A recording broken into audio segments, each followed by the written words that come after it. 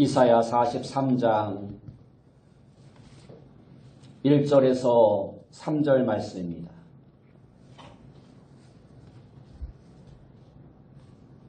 이사야 43장 1절에서 3절 말씀. 제가 가진 성경으로 구약 성경 1019페이지입니다. 이사야 43장 1절에서 3절 말씀. 제가 봉독해 드리겠습니다. 야곱아, 너를 창조하신 여호와께서 지금 말씀하시느니라. 이스라엘아, 너를 지으신 이가 말씀하시느니라. 너는 두려워하지 말라.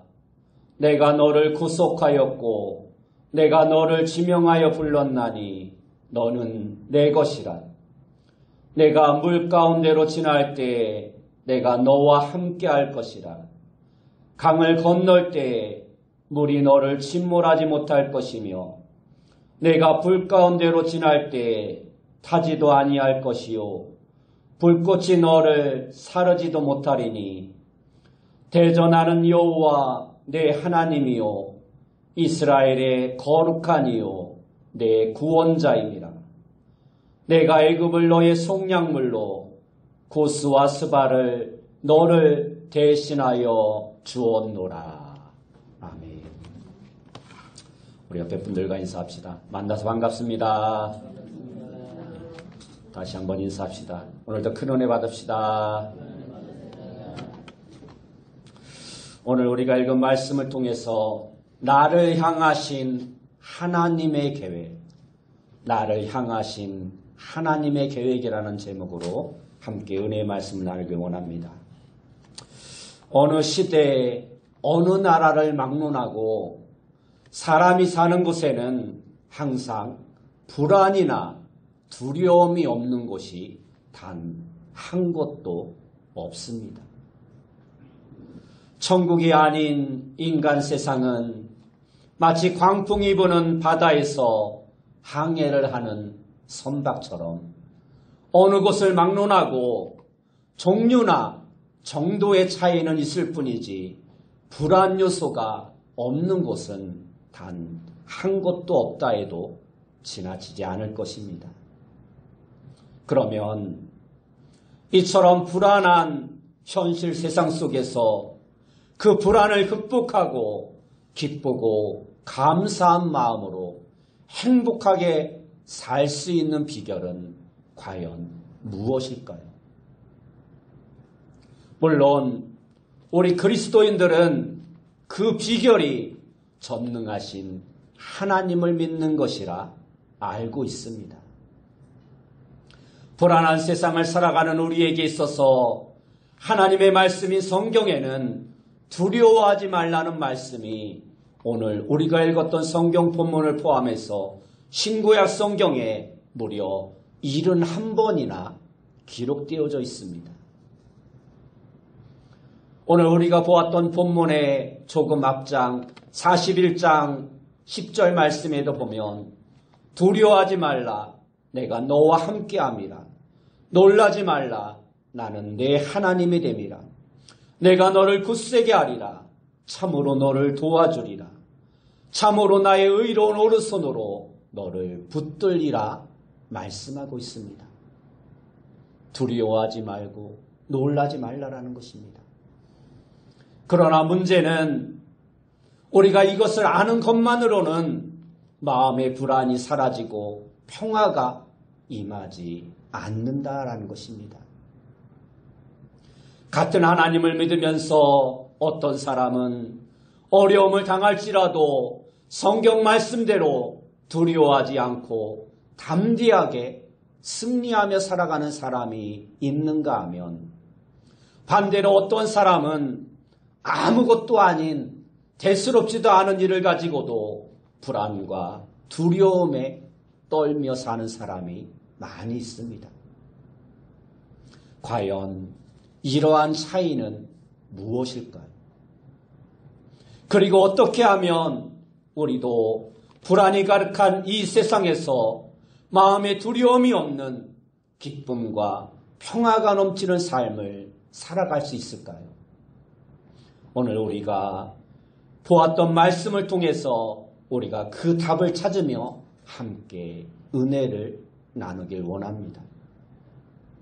첫째로 하나님은 이스라엘의 하나님 아버지이십니다. 만일 누가 여러분에게 당신이 믿는 하나님은 어떤 분이신가요? 라고 묻는다면 여러분들은 무엇이라 대답하시겠습니까? 아마도 대부분의 사람들은 하나님은 사랑이 많으신 분이십니다 하고 대답을 할 것입니다. 그러나 이 대답은 정확한 대답이 아닙니다. 그 이유는 하나님은 사랑이 많으신 분이 아니라 하나님이 곧 사랑의 본체, 하나님이 곧 사랑이시기 때문입니다. 요한일서 4장 16절 말씀에 보면 하나님이 우리를 사랑하시는 사랑을 우리가 알고 믿었노니 하나님은 사랑이십니다. 사랑 안에 거하는 자는 하나님 안에 거하고 하나님도 그의 안에 거하시느니라 하고 말씀하고 있습니다. 물론 하나님이 우리의 눈에 보이지 않기 때문에 하나님의 사랑이심을 우리는 잘 느낄 수 없다는 한계를 가지고 살아갈 수밖에 없습니다. 그러나 하나님은 이와 같은 우리의 약점을 아시고 당신이 사랑의 하나님이심을 여러 가지를 통해서 우리에게 나타내 보이시고 알려주셨습니다. 그 첫째가 바로 창조에 나타난 하나님의 사랑입니다. 세상에서 가장 알기 어려운 것이 사람의 속마음에도 불구하고 그것을 조금이라도 알 수 있는 방법은 그 사람의 말하는 것이나 행동하는 것을 보면 그 사람이 어떠한 사람인가를 어느 정도 알 수 있습니다. 그와 마찬가지로 우리가 하나님을 눈으로 볼 수 없을지라도 하나님이 창조하신 피조물들을 보면 만물을 지으시고 창조하신 하나님이 어떠한 분이신가를 어느 정도 알 수 있다라는 것입니다. 그래서 신학적인 용어로 하나님이 지으신 피조물을 가리켜 하나님이 어떠한 분이시며 우리를 향하신 하나님의 뜻이 무엇인가를 알려주는 자연계시 또는 일반계시라고 말을 하는 것입니다. 하나님이 지으신 모든 피조물들을 보면 크고 작고 넓고 좁고 높고 낮고 깊고 얕고를 막론하고 모두가 다 섬세하고 아름답게 창조되었음을 볼 수 있는데 그것들은 본래 흑암과 혼돈과 공허한 상태에서 만들어진 것들입니다. 이것은 창조주 하나님이 얼마나 능력이 많으신 전능하신 분이시며 얼마나 사랑이 많으신 분이심을 우리에게 말씀해 주고 있는 것입니다. 바로 그 하나님이 나를 창조하시고 나를 택하시고 나를 구원하시고 우리의 가정을 세워주신 사랑의 하나님이심을 오늘 본문은 우리에게 말씀해 주고 있습니다.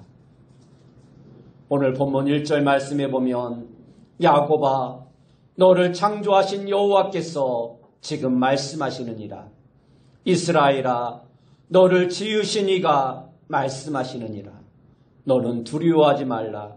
내가 너를 구속하였고 내가 너를 지명하여 불렀나니 너는 내 것이라 말씀하고 있습니다. 여기서 두려워하지 말라는 말은 문법적으로 보면 미완료형으로 되어 있습니다. 다시 말해 완성되어진 것이 아니라 오늘만이 아니라 앞으로도 계속해서 두려워하지 말라라는 것입니다. 또한 구속하였고라는 이 말은 완료형으로 되어 있습니다. 이미 하나님께서 우리의 구원을 완료해 놓으셨다라는 것입니다. 이미 우리의 구원은 완성되어졌다라는 것입니다. 또한 지명하여 불렀나니라는 이 말도 완료형으로 되어 있습니다. 이 말은 단순히 우리를 불러낸 것이 아니라 하나님의 소유로 만천하에 이미 공포하고 선포하셨다라는 것입니다. 물론 오늘 성경은 구약의 말씀이지만 하나님께서 이스라엘 백성들만을 창조하시고 구속하시고 지명하여 부르신 것이 아니라 오늘을 사는 우리 또한 하나님께서는 이스라엘 백성들처럼 구원하셨음을 말씀하고 있습니다. 에베소서 1장 4절과 5절 말씀에 보면 고 창세전에 그리스도 안에서 우리를 택하사 우리로 사랑 안에서 그 앞에 거룩하고 흠이 없게 하시려고 그 기쁘신 뜻대로 우리를 예정하사 예수 그리스도로 말미암아 자기의 아들들이 되게 하셨으니 하고 말씀하고 있습니다. 우리는 그 은혜로 말미암아 오늘 우리를 지으신 창조주 하나님을 아바, 아버지라 부르는 것이고 하나님 아버지께서 이스라엘 백성들을 사랑하신 것처럼 예수 그리스도로 말미암아 자기의 아들이 된 우리 또한 변함없이 사랑하고 계심을 믿는 자가 되어야 합니다. 두 번째로 우리는 이스라엘 역사에 나타난 하나님의 사랑을 통해서 하나님이 우리를 얼마나 사랑하시는지를 알 수 있습니다. 이스라엘 역사를 살펴보면 하나님께서는 어떠한 일을 계획하시기 전에 이미 그 일을 계획해 놓으시고 당신이 사랑하는 사람들을 통해서 그 계획하신 바를 이루어 나가시는 것을 알 수 있습니다. 그 대표적인 사건이 바로 이스라엘의 구원 사건입니다. 하나님은 이스라엘을 구원하시기 위해 아브라함과 이삭과 야곱과 같은 수많은 믿음의 사람들을 통해 점차적으로 하나님의 구원을 이루어 가셨습니다. 창조주 하나님께서는 아브라함을 지명하여 부르신 것은 아브라함의 자손을 통하여 천하 만민을 구원하시려는 복의 근원으로 삼으신 것입니다.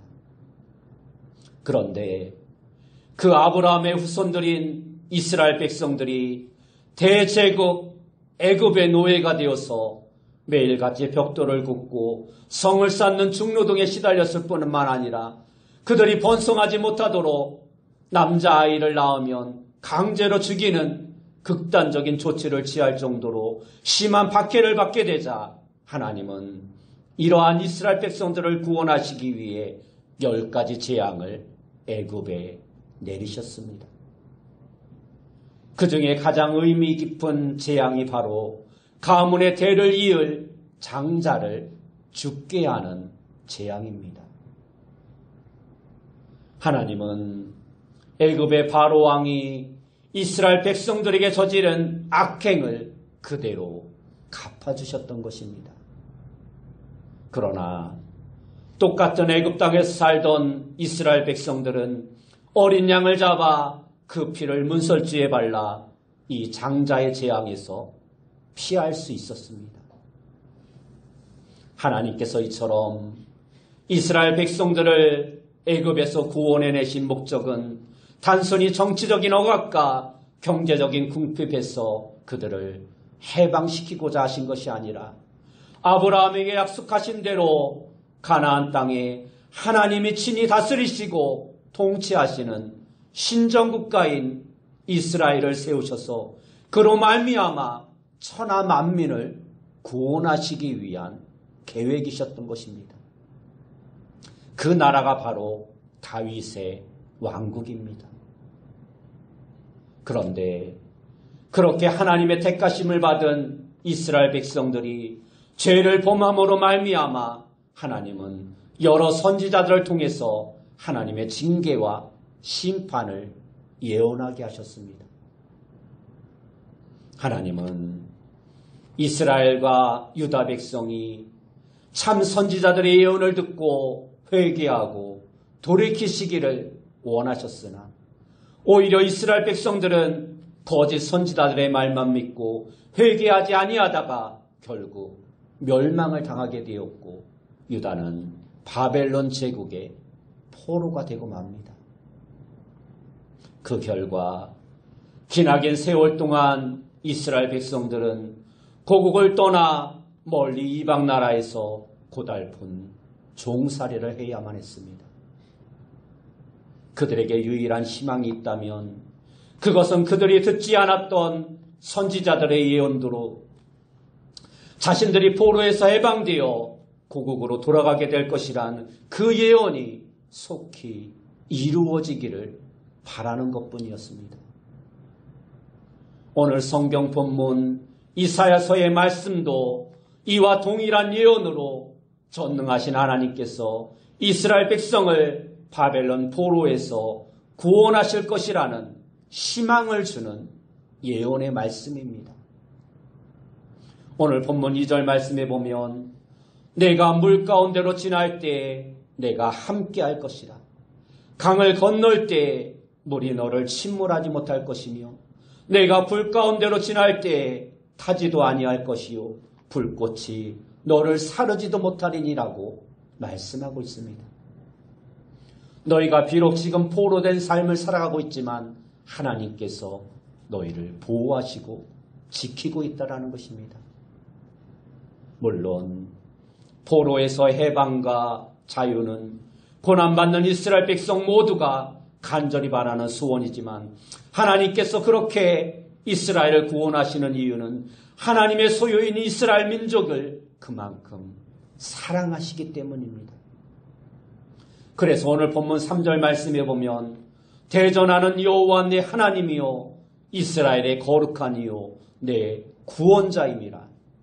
내가 애굽을 너의 속량물로 구스와 스바를 너를 대신하여 주었노라라고 말씀하고 있는 것입니다. 두 번째로 하나님은 그리스도인의 하나님 아버지이십니다. 사람이 말을 할 때 어떤 말은 그 말이 무슨 뜻인지 듣는 즉시 알 수 있도록 쉽게 이야기하는 경우도 있지만 또 어떤 말은 그 의도가 무엇인지 잘 이해할 수 없도록 비유나 풍류적으로 하는 말도 있습니다. 성경도 마찬가지로 어떠한 말씀은 매우 직설적으로 알기 쉽게 기록되어져 있는가 하면 어떠한 말씀은 그 의미가 무엇인지 이해하기 어려운 말씀도 많이 있습니다.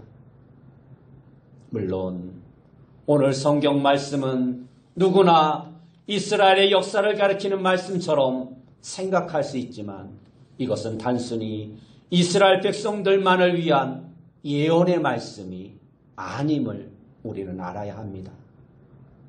이 말씀은 이스라엘 백성들은 물론 오늘을 살아가는 영적인 모든 이스라엘 백성들을 위해 주신 예언의 말씀이기도 한 것입니다.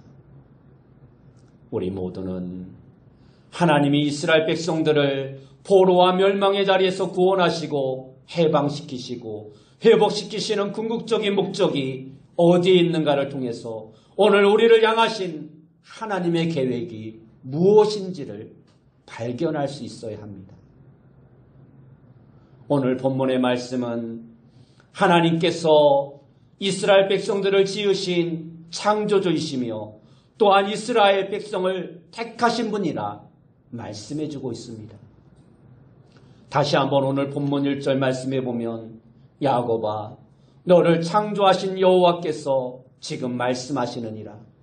이스라엘아 너를 지으신 이가 말씀하시느니라. 너는 두려워하지 말라. 내가 너를 구속하였고 내가 너를 지명하여 불렀나니 너는 내 것이라 말씀하고 있습니다. 그러므로 우리는 하나님의 피조물이요 하나님과 우리의 관계는 육신적인 아버지보다 더 존귀하신 또 한 분의 아버지가 되신다라는 것입니다. 이사야 63장 16절 말씀에도 보면 주는 우리 아버지시라.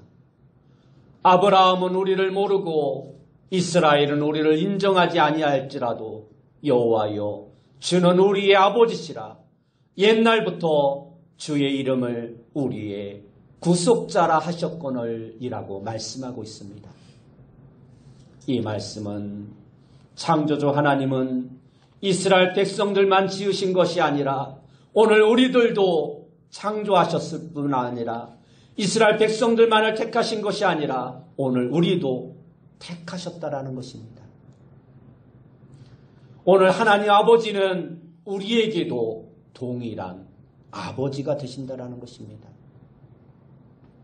신약성경 골로새서 1장 2절 말씀에도 보면 골로새에 있는 성도들 곧 그리스도 안에서 신실한 형제들에게 편지하노니 우리 아버지 하나님으로부터 은혜와 평강이 너희에게 있을지어다 하고 말씀하고 있습니다. 하나님을 우리 아버지라 말씀하고 있는 것입니다. 여러분은 우리가 이 세상을 살아가는 동안 우리가 경험한 모든 사랑 가운데서 나를 가장 사랑하는 분이 누구라고 생각하십니까? 아무런 조건 없이 나를 사랑해 주시고 나를 위해 피땀을 흘려 고생하시고 값없이 먹이시고 키우시고 가르치신 분이 누구라고 생각합니까? 많은 사람들은 어머니의 사랑을 이야기하고 있습니다. 그러나 어찌 보면 그보다 더 크고 그보다 더 놀라운 사랑이 바로 아버지의 사랑입니다.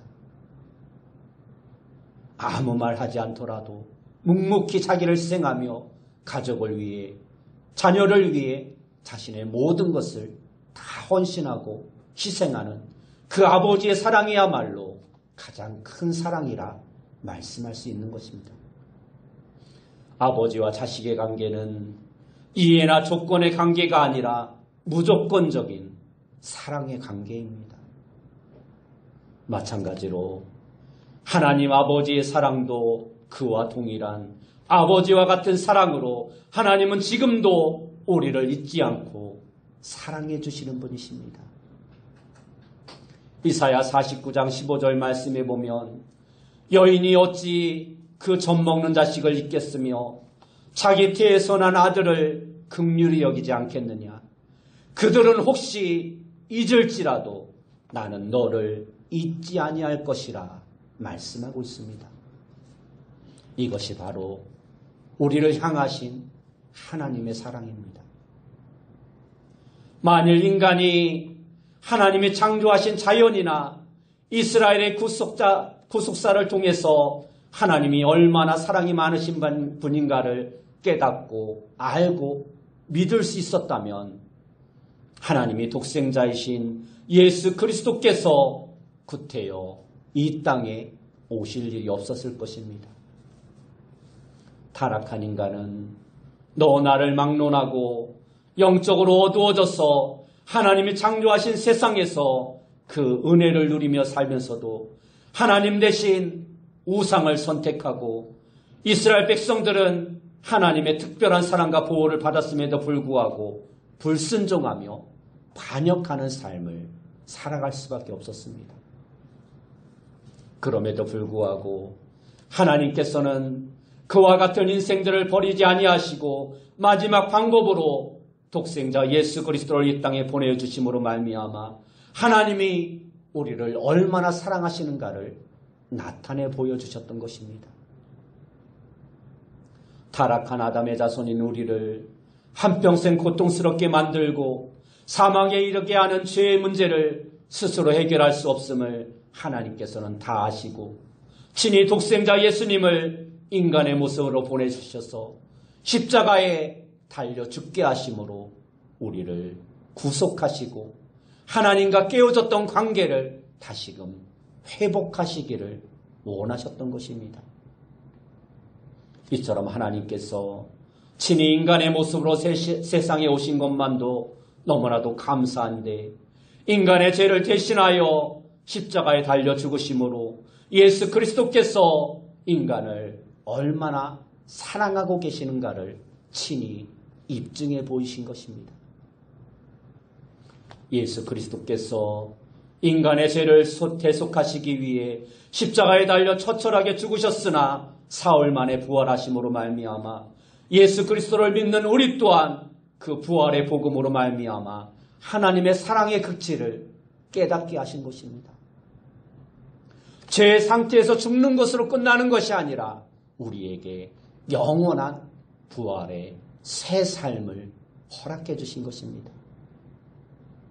그것만이 아니라 예수 그리스도를 믿는 우리에게도 하나님의 자녀가 되는 권세를 주셨기에 우리는 하나님을 아바 아버지라 부르며 우리의 필요한 모든 것을 구할 수 있고 우리가 구할 때마다 하나님은 좋은 것을 주시겠다고 말씀하여 주시고 있습니다. 마태복음 7장 11절 말씀에 보면 너희가 악한 자라도 좋은 것으로 자식에게 줄 줄 알거든 하물며 하늘에 계신 너희 아버지께서 구하는 자에게 좋은 것으로 주시지 않겠느냐 말씀하고 있습니다.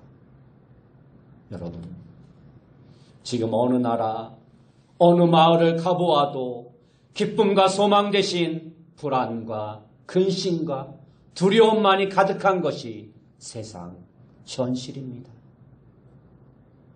이러한 세상에서 참으로 행복한 사람은 전능하시고 무한하시고 변함이 없으신 하나님의 사랑을 받아 근심과 걱정을 벗어버리고 그 하나님이 주시는 참된 평안 가운데 살아가는 사람입니다. 예수 그리스도를 믿어 하나님의 자녀된 우리가 이와 같은 하나님의 사랑을 받고 있다면 믿음이 없는 사람들처럼 불안해하거나 근심하거나 두려워할 필요가 우리에게는 없는 것입니다. 마태복음 23장 6절 말씀에 보면 난리와 난리 소문을 듣겠으나 너희는 삼가 두려워 말라. 이러한 일이 있어야 하되 아직 끝은 아니니라 말씀하고 있습니다. 세상에 난리가 나고 온통 불안과 근심되는 일이 있을지라도 성경은 우리에게 두려워하지 말라 말씀하고 있습니다. 로마서 8장 32절 말씀에 보면 자기 아들을 아끼지 아니하시고 우리 모든 사람을 위하여 내어주시니가 어찌 그 아들과 함께 모든 것을 우리에게 주시지 않겠느냐 말씀하고 있습니다. 독생자 예수 그리스도를 내어주시기까지 우리를 사랑하신 그 하나님께서 우리를 그냥 내버려 두시지 않는다는 것입니다. 우리에게 가장 좋은 것을 허락해 주신다는 것입니다. 그 하나님께서 오늘 우리에게 가정과 교회를 주신 것은 우리에게 복 중에 복임을 우리는 잊지 말아야 합니다. 그러면 하나님께서 왜 우리를 구원하시고 우리에게 가정과 교회를 허락해 주셨을까요?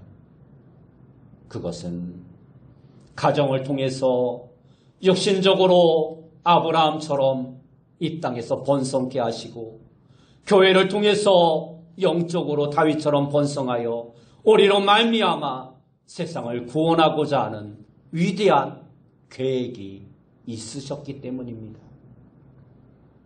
하나님은 우리의 가정을 통해 믿음의 자손들이 생육하고 번성하여 이 땅에 충만하길 원하시고 교회를 통해서 복음이 온 땅에 충만하게 하시고자 하는 놀라운 계획을 가지고 계시는 것입니다.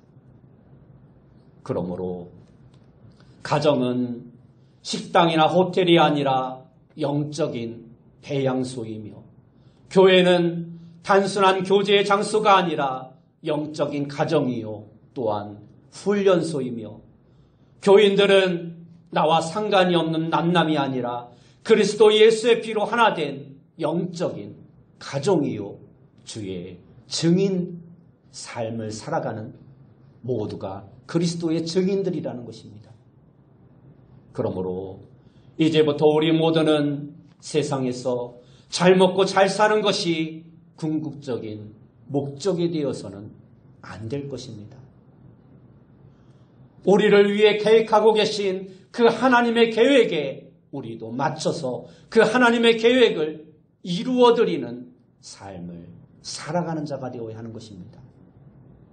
그러므로 아무리 세상이 흉흉하고 불안하고 근심 걱정되는 일이 많다 할지라도 두려워하지 말고 걱정하지 말고 나와 우리 가정과 우리 교회를 통해서 천하 만민이 복을 받게 하려 하시는 그 하나님의 계획을 이루어드리기 위해서 주님 앞에 쓰임받는 일꾼이 되기 위하여 나의 모든 것을 들여 하나님의 계획을 이룰 수 있는, 하나님의 뜻을 이루어갈 수 있는 거룩한 삶을 살아가는 귀한 성도님들이 다 되시길 예수님의 이름으로 축원합니다. 기도하겠습니다. 사랑하는 주님, 나를 향하신 하나님의 크고 위대하신 계획을 우리가 깨달아 알게 하시고 그 하나님의 계획을 이루기 위하여 우리의 삶을 통해 하나님의 증인된 삶을 살아가고 나를 통해 천하 만민이 구원받게 하시고자 하는 그 하나님의 계획에 동참하는 삶을 살아가는 자 되어줄 수 있도록 인도하여 주옵소서. 예수님의 이름으로 기도드리옵나이다.